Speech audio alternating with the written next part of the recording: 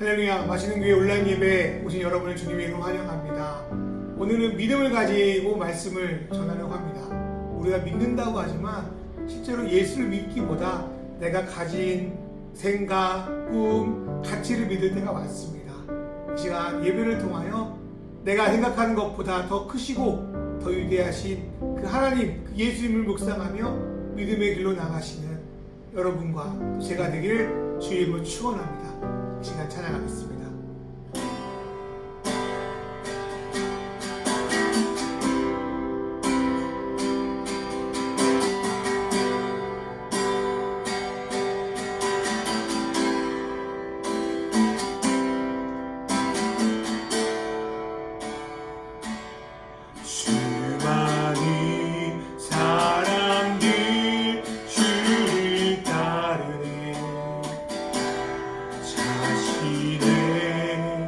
연약함 가지고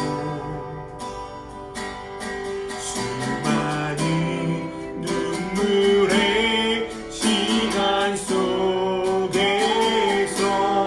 믿음으로 주를 보내 주의 영원한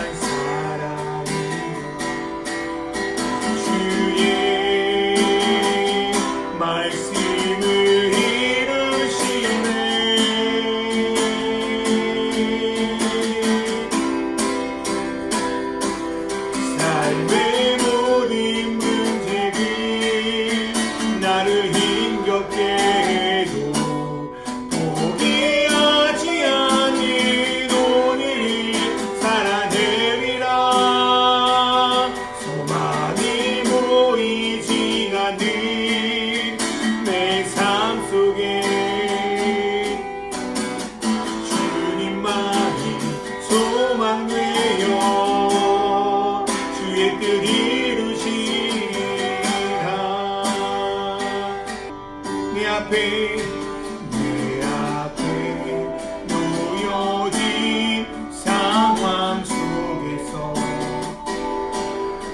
이겨낼 힘조차 없을 때 연약한 나에게 힘겨운 일이 믿음으로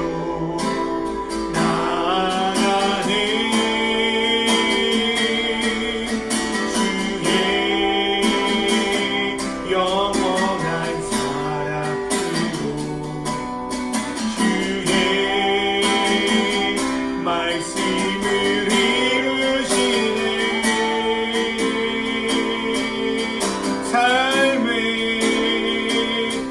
삶의 모든 문제를 나를 힘겹게 해도 포기하지 않는 오늘을 살아내리라. 소망이 보이지 않는 내 삶 속에 주님만이 소망이요 주의 뜻 이루시라. 주의 영원한 주의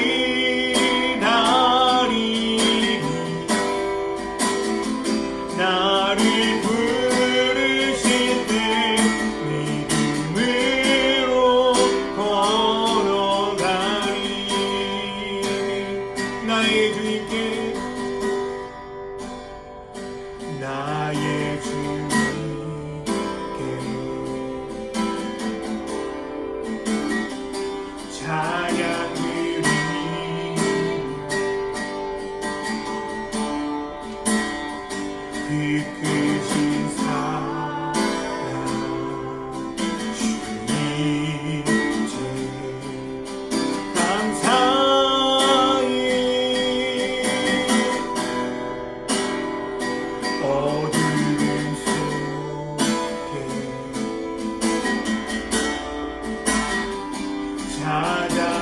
찾아오셔서 주님의 곁와 보게 하시네 의심하는 나를 손 내밀어 잡아주시네 두려움만 내려놓고 주 바라봅니다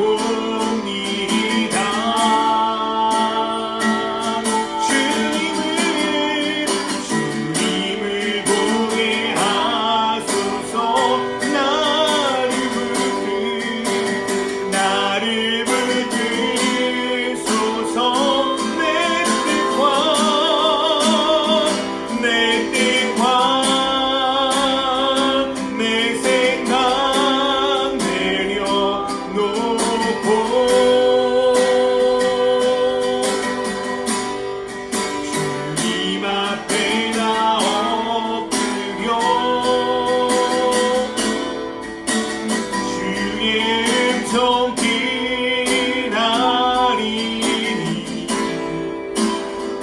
나를 부르신 내 믿음으로 걸어가리 주님을 보게 하소서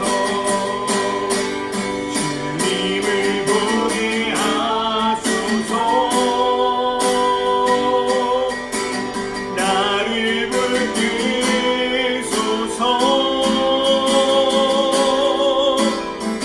내 뜻과 내 생각 내려놓고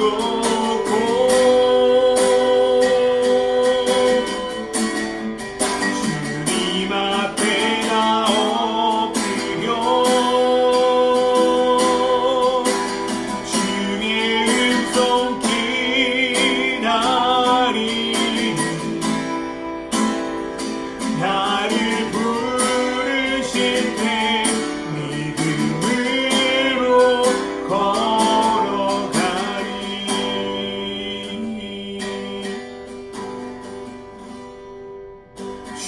주님의 영광 이 방에 주 볼 때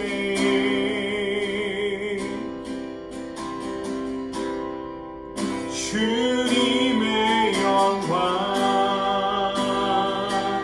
이 방에 주 볼 때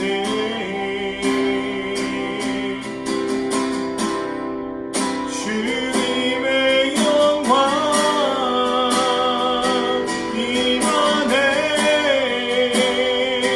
주 볼 때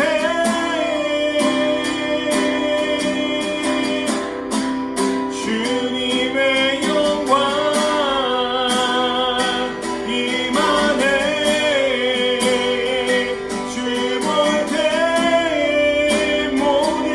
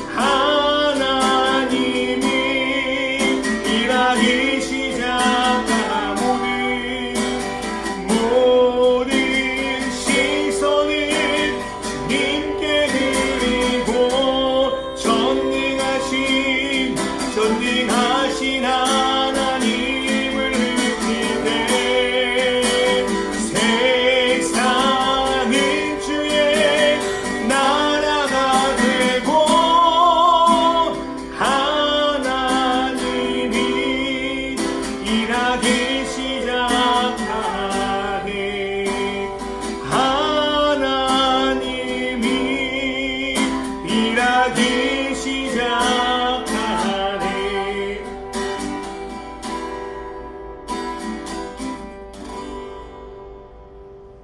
하나님, 나의 시선을 주님께 내려놓고 주님의 눈과 주님의 생각과 주님의 마음으로 내 삶을 바라보며 내 삶을 향해 또 하나님의 뜻을 향해 나아가길 간절히 바랍니다. 신앙이라는 거 내가 원하는 것을 강력하게 쏟아는 것이 아니라 내 뜻을 내려놓고 주님의 뜻으로 나의 삶을 드리는 것으로 하나님 알게 하심을 감사합니다. 하나님, 쉽지 않은 길이지만, 보이지 않는 길이지만 하나님 주님의 뜻을 따라 쫓아갔던 믿음의 선배들처럼 그 믿음을 가지고 나아가기 원합니다. 그래서 하나님, 믿는다고 하지만 믿지 않고 언제든지 주님을 버릴 수 있는 그런 신앙이 아니라 정말 끝까지 주님을 쫓아나갈 수 있는 그런 믿음으로 주님과 함께 동역하는 그런 신앙으로 살아갈 수 있도록 주님 인도하여 주십시오.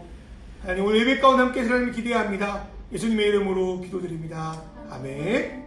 오늘의 말씀은 요한복음 2장 22절에서 25절 말씀입니다.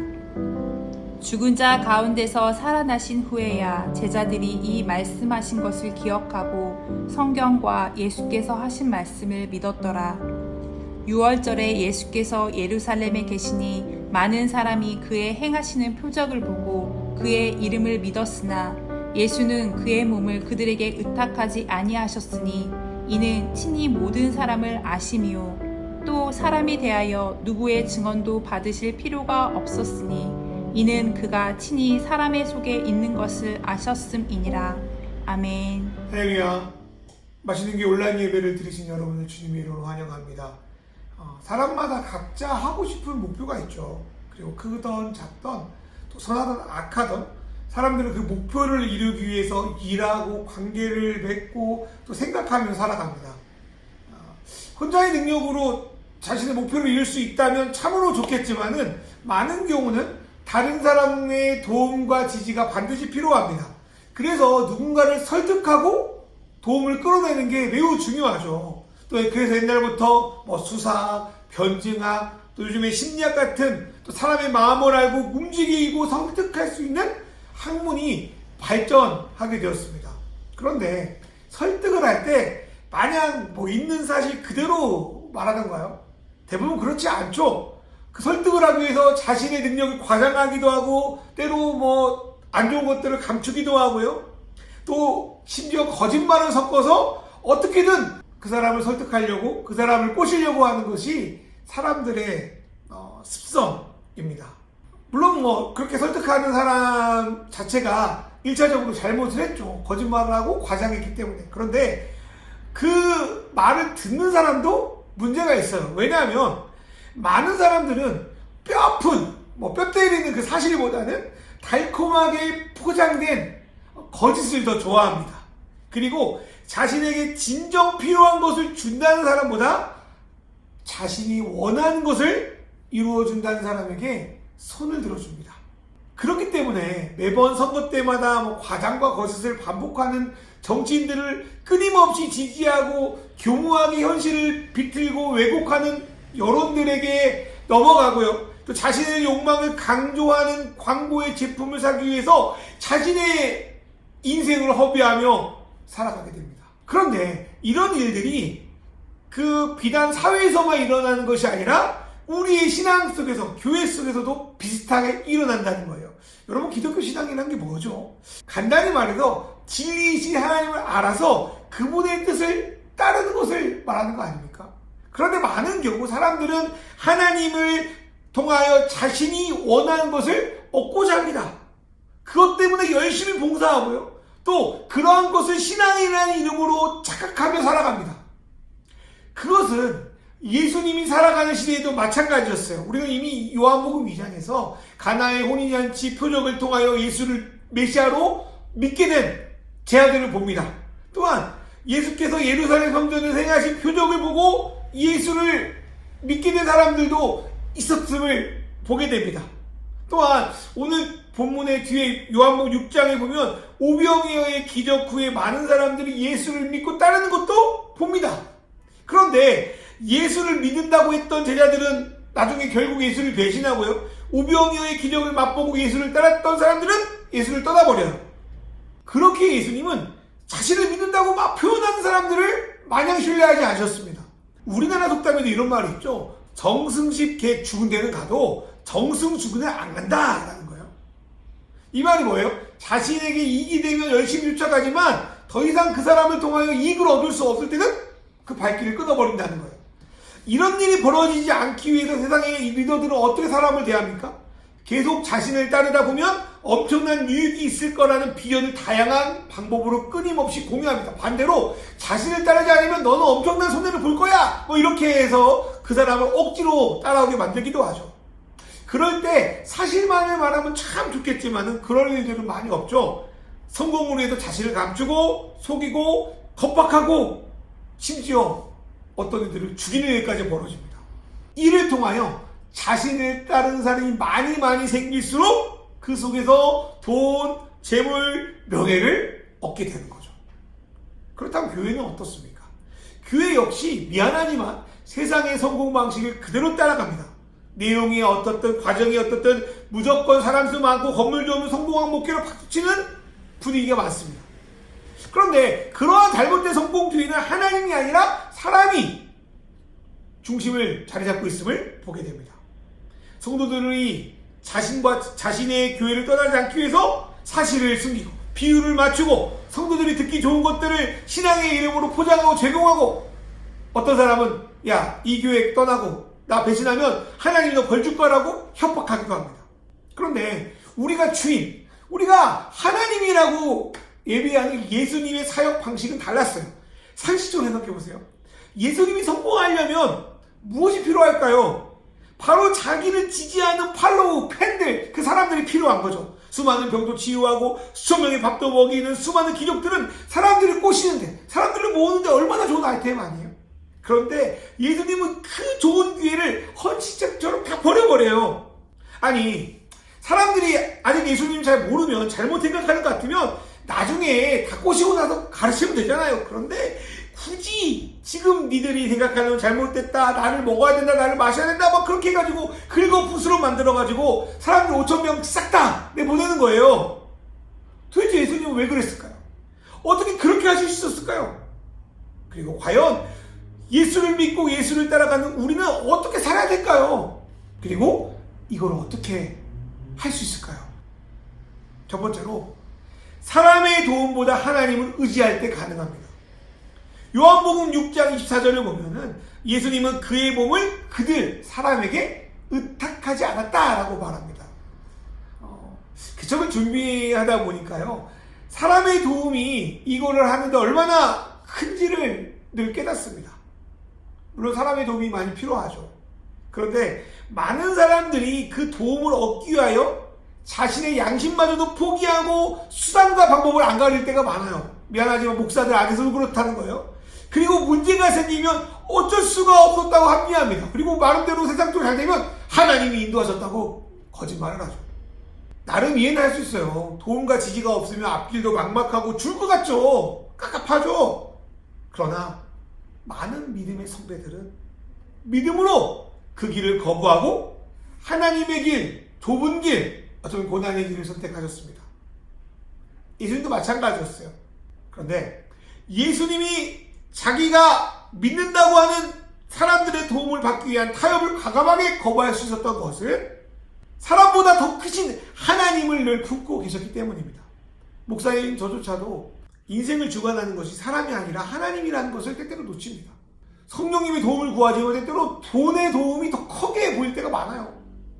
그러다 완전히 본질을 놓치게 되면요, 사람의 지지를 얻기 위해서 자신의 꿈도 비전도 양심도 더 나아가 하나님까지도 팔아버리게 됩니다. 그게 전 두려워요. 그러나 하나님을 붙들고 있으면 사람에 휘둘리지 않고요, 사람을 자신의 성공을 위한 도구로 사용하려는 욕망에서 벗어나 하나님 뜻을 행하며 나아갈 수 있습니다. 사랑하는 여러분, 사람을 섬기고 사랑하는 건 당연해요. 그러나 사람을 의지하지 마십시오. 사람을 이용하려 하지 마십시오. 우리의 삶은 사람을 얼마나 많이 끌어들여도 자신의 팔로우 팬을 만드는 데 있지 않습니다. 우리의 삶은 우리 자신이 하나님을 얼마나 의존하고 있는가, 그분께 나의 삶을 얼마나 맡겨드리고 있는가에 따라 결정이 납니다. 그러면은 신앙은 우리가 얼마나 하나님 앞에서 내 욕망을 버리고 약해지느냐로 결정됩니다. 내가 카리스마가 있고 뭐 강할 때 우리는 하나님 나를 사용한다고 착각합니다.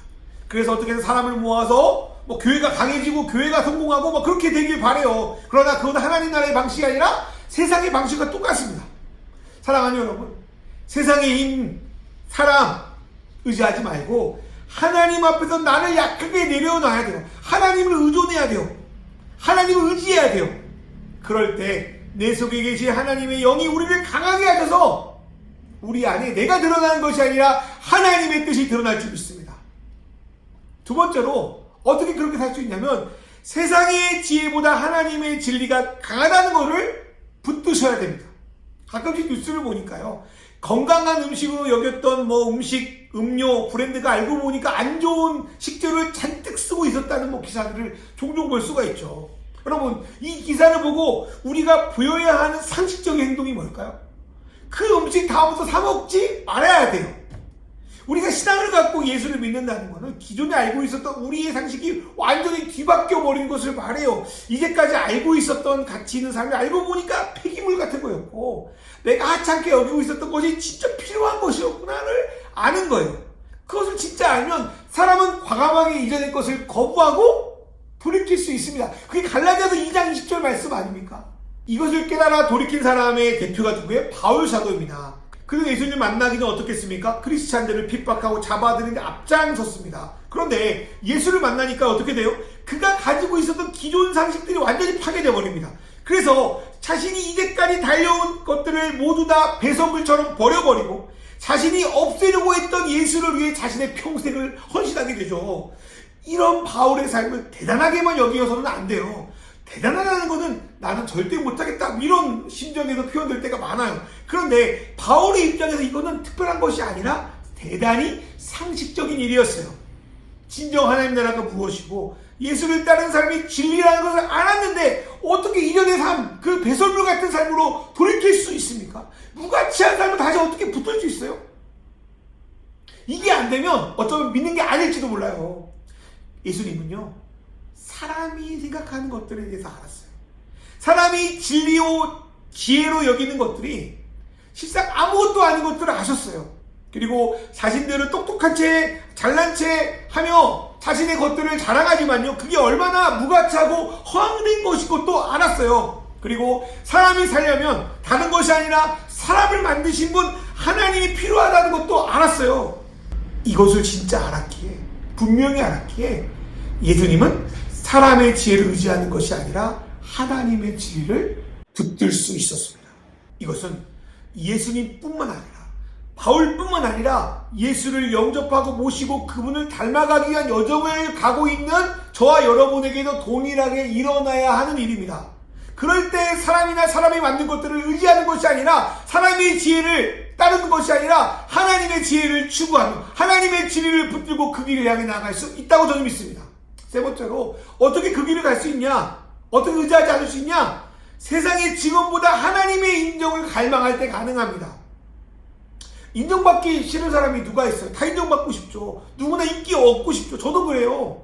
그런데 인기를 얻는 사람, 특별히 뭐 우리나라에서 가장 인기 많은 사람이 누구예요? 뭐 연예인들 아니겠어요? 그런 연예인들이 우울증이나 공황장애를 심히 앓고 있다는 기사를 보게 됩니다. 그럴 때 참 의아하죠. 그렇게 사랑을 많이 받는데 왜 우울해하고 왜 힘들어할까? 의문이 생길 수밖에 없습니다. 그런데 그걸 참 자세히 들어보면 이런 이유들이 있더라고요. 세상을 살아갈 때 많은 경우에 보니까요, 자신의 능력과 노력으로만 성공할 수 없어요. 노력으로 성공할 수 있다. 미안하지만 저는 그게 거짓말이라고 생각합니다. 우리는 이제 믿는 사람이니까 하나님의 도우심, 섭리라고도 말하지만 뭐 세상에는 그거를 운이라고 하죠. 행운. 소위 성공한 사람들 중에, 연예인 중에 많은 이들은 누구보다도 자신이 여기까지 올라온 것이 자신의 능력이 아님을 알고 있대요. 그래서 지금 성공을 누려도 자기 지지 기반 약한 거 아니까 운 좋게 여기까지 올라왔으니까 불안한 거예요. 언제 깨질지 모르니까요. 언제 실력 없는 내 모습이 들키면 어떻게 하지? 이제는 어떻게든 숨기고 그냥 꾸역꾸역 잘 숨기고 왔는데 앞으로 어떻게 하지? 이러한 걱정과 불안이 이들을 힘들게 하고 병들게 하고 심지어 스스로 목숨을 끊기까지 만듭니다. 이러한 것을 볼 때 세상의 인정이 우리를 행복하게 할 수 없고 얼마나 우리를 허무하게 만드는지를 알게 됩니다. 그러나 하나님이 우리를 인정해 주시는 건 달라요. 하나님은 우리를 있는 모습 그대로 보시고요. 겉의 모습이 아니라 나의 모든 삶을 아십니다. 그리고 내 삶이 예수 그리스도를 통하여 다른 것이 아니라 예수 그리스도를 통하여 존귀해졌음을 인정해 주십니다. 그리고 눈에 띄는 성과나 모습에 차별하지 않으시고 내가 가진 것 그것을 통해 하나님의 뜻대로 살아가는 것 그 자체를 너무나도 귀히 여기세요. 그게 달란트 비유 아닙니까? 많은 사람들이 예수님의 것을 자기의 이름으로 속에 자신의 영광을 드러내려고 합니다. 하지만 예수님은 작은 자 하나에게 예수 이름으로 한 것을 절대로 잊지 않고 기억하신다 하십니다. 그리고 다른 사람이 아니라 하나님이 나를 인정해 주신다는 것, 하나님이 나를 착하고 충성의 종이라고 불러주신다는 것, 이 땅에 살면서 아무도 몰래 흘린 눈물을 결국 땅에 떨어뜨리지 않으시고 갚아주신다는 것을 알고 믿을 때 우리는 세상의 인정을 받지 못해서 실족하지 않고 하나님의 인정을 바라보며 그 길을 끝까지 갈 수 있습니다. 그리고 사람의 직원이 아니라 하나님의 인정을 받는 자가 바로 그 의인의 길을 가는 자입니다. 말씀을 마무리하려고 합니다. 자신을 믿는다고 하는 사람들을 받아들이지 않는 것 같은 예수님의 모습을 그린 오늘 본문 요한복음 2장 24절부터 25절의 말씀은 오랫동안 저에게 좀 풀리지 않는 또 난해한 본문이었습니다. 우리가 이제까지 교회에서 배운 바로는 대충 믿어 예수님이 그냥 받아주시고 넘어져도 괜찮고 막 실수도 괜찮고 뭐 죄도 괜찮고 막 야 바세바 범한 다윗도 용서 받아서 괜찮아 뭐 그런 어떤 이미지로 예수님을 많이 배워왔어요. 솔직히. 그런데 그런 유의 신앙은 성도들을 성장시키지 못하고요. 이기적으로 신앙생활하게 만듭니다. 하나님의 뜻을 쫓지 않고 사람의 뜻을 쫓아서 교회가 막 붕대고 뭐 건물이 지어지면 그게 뭐 얼마나 의미가 있습니까? 조금만 자신이 손해보고 안 맞으면 그 사람들 다 예수를 버리고 떠날 사람들이에요. 그 사람들이 진짜 그리스도인 맞을까요? 성도들이 이렇게 된 가장 큰 책임은 하나님이 아닌 사람을 위한 목회를 한 저희 목사들의 책임이라고 생각해 1차적으로.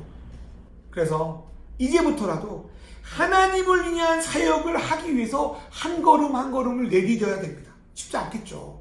그런데 저희가 그래도 이제 빵집을 하면서 이제 목회를 이제 하는 이유 중에 하나가 사람의 눈치를 보지 않고 하나님 눈치만 보려고 그래요. 뭐 물론 이미 그런 선후배들이 그런 일을 하고 있어요. 보이지 않지만 그런 일을 하고 있어요.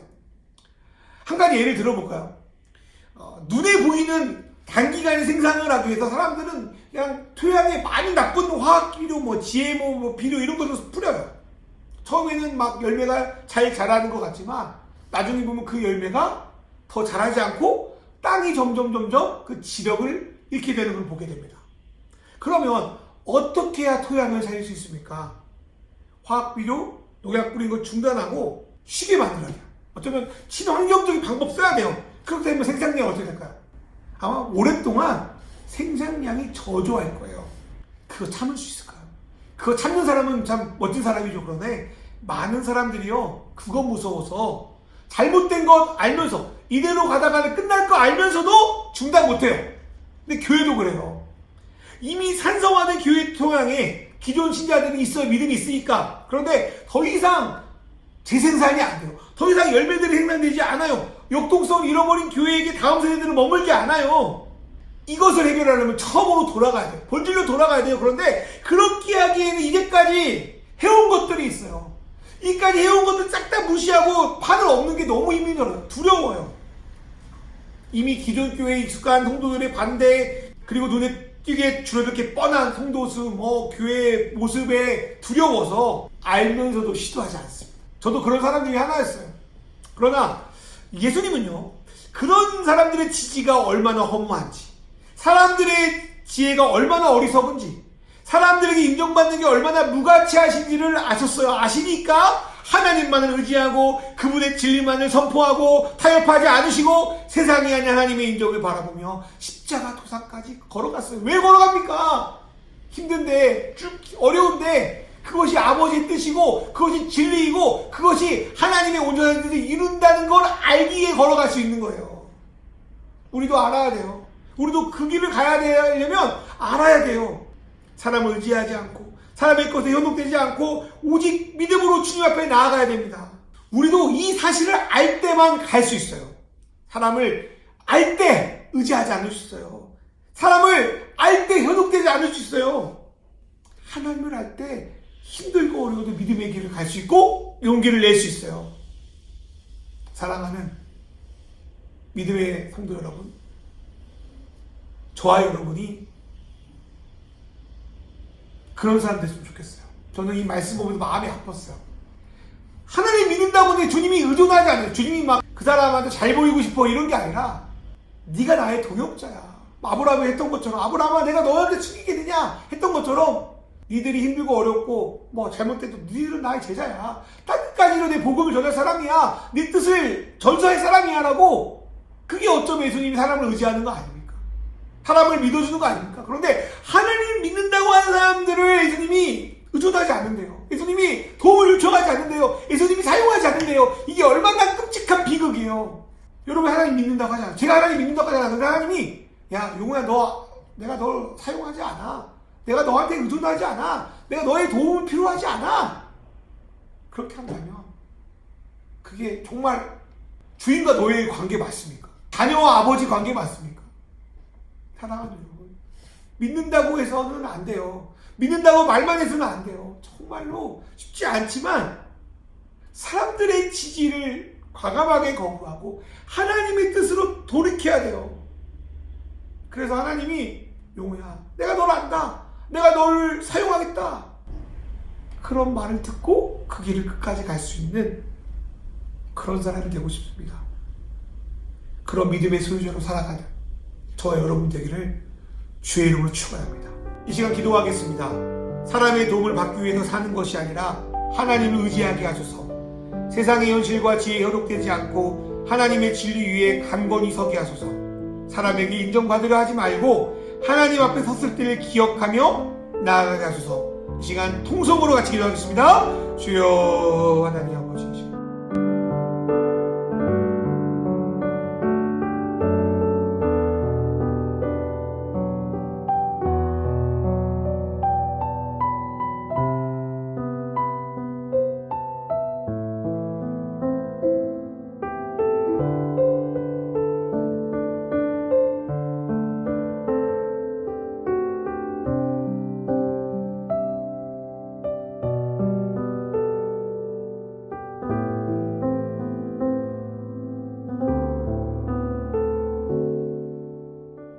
진리이신 하나님, 우리가 하나님을 의지합니다. 하나님께 의존합니다. 그분만을 갈망합니다. 세상의 지혜가 아니라 사람의 지혜가 아니라 하나님의 지혜를 갈망합니다. 세상의 지혜보다 하나님의 어리석음이 더 강하다고 하신 것처럼 때때로 바보처럼 보여도 때때로 어리석어 보여도 하나님의 뜻을 이 땅에 드러내기 위한 한 걸음을 내딛기 원합니다. 하나님 아버지, 하나님을 믿는다고 그렇게 했지만 예수님은 그들을 의존하지 않았습니다. 왜냐하면 그들 안에 진짜 믿음이 없었기 때문입니다. 하나님 아버지, 어쩌면 저도 목사로 살아가지만, 성도로 살아가지만, 크리스찬으로 살아가지만 하나님이 나를 사용하지 않는다고 할 때, 하나님이 네가 가진 믿음은 아니라고 할 때 얼마나 그게 끔찍한 일인지를 다시 한번 깨닫습니다. 하나님 아버지, 사람의 지지를 의지하여 사람에게 잘 먹으려고 하는 그런 목회하지 않기 원합니다. 하나님, 세상의 현실 지혜에 타협하여 하나님의 뜻을 저버리고 세상의 성공 방식, 세상의 지혜 방식을 따르지도 않지 않습니다. 세상에서 인정받는 거, 다른 사람에게 인정받는 거 추구하지 않고 하나님 앞에 섰을 때 덜 부끄럽게 나아가기 원합니다. 착하고 수선이 용이라기 원합니다. 남몰래 애썼고 살아왔던 그 인생을 하나님이 인정하는 그 자리를 갈망하며 오늘도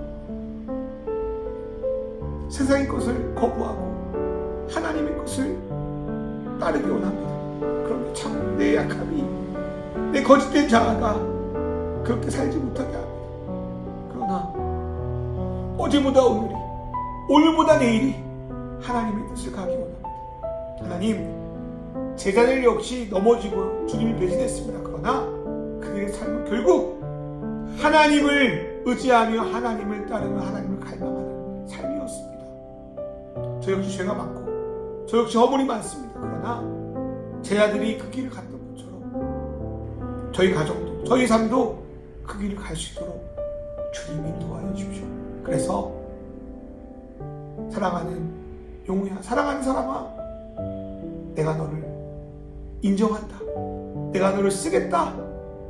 내가 너를 통하여 하나님의 영광을 드러내겠다 하고 말씀해 주시는 그 말씀을 받는 저와 이 영상을 보며 예배하는 모든 성도들 되기를 간절히 바랍니다. 주님 인도하여 주십시오.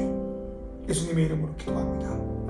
이제는 우리 주 예수 그리스도의 은혜와 하나님 아버지의 사랑과 성령님의 인도하심, 사람의 도움과 지혜와 인정보다 하나님께 의존하고 하나님의 진리를 붙들고 마지막 날에 하나님의 인정을 받기를 소원하며 오늘을 살아가는 믿음의 백성들 머리머리 위에, 착하고 충성된 종들이 위해, 맛있는 교회 위에 이제로부터 영원히 함께 하시기를 간절히 축원하옵나이다.